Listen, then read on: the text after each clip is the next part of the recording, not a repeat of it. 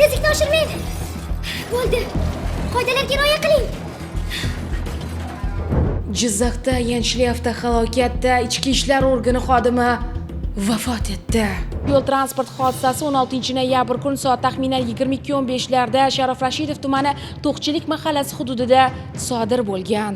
Ma'lum bo'lishicha, Sharof Rashidov tumani ichki ishlar bo'limi tezkor xodimi o'zining otasiga tegishli bo'lgan Cobalt avtomashinasida Qo'qon Jizzax yo'nalishida harakatlanadi va kutilmaganda rul boshqaruvini yo'qotib, yo'lning chetiga chiqib ketadi.